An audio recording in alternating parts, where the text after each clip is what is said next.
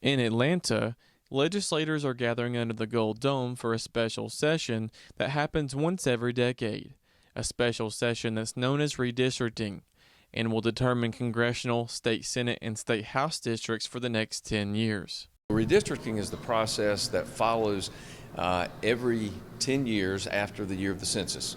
So, for example, this year we had the census of 2020, which was delayed some of the information that came in. But the year following every census, all the states go through a redistricting process, and it's really done on two levels. First of all, you have the reapportionment side, which is taking the total population of all the states so that the 435 congressional seats are divided appropriately among the states. Georgia stayed the same this year. We had 14 congressional districts before the redrawing of what will be the redrawing of the maps, and we're going to maintain it 14 after that. But the population changes within the state means that the House of Representatives districts need to be changed and the Senate districts need to be redrawn so that at the end of that process, everybody's Senate district is about the same size. During the special session, both chambers must agree on the final product, which is based on information from the census, and as you would imagine, is no simple task trying to put population data to a map. It's a complex process. It is numbers driven by population, and then of course the maps that we draw we have to make sure are compliant with the Georgia Constitution, the United States Constitution, the Voting Rights Act, and other laws to make sure that they would withstand any scrutiny that might be applied by the courts. If you take a look at the maps of the districts before the session and what's proposed, you will notice a shift towards Atlanta.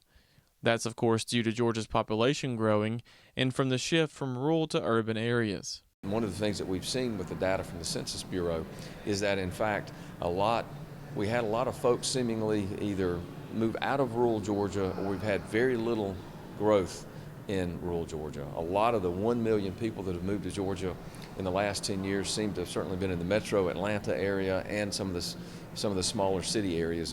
In the end, though, despite how many districts are around bigger cities, the process is designed to make sure all citizens, whether they're in rural or urban areas, are represented fairly and equally, both at the state and federal levels. At the end of the day, every Senate district and every House district will represent approximately the same number of people, just as the congressional maps, once they're finished, will represent the same number of people. And it goes back and it ensures one of the core values that's based in our democracy and in our country of one person, one vote, and that everyone is represented fairly and equally.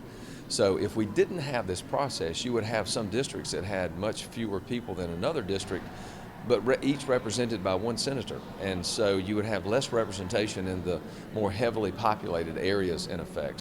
Reporting in Atlanta for the Farm Monitor, I'm John Holcomb.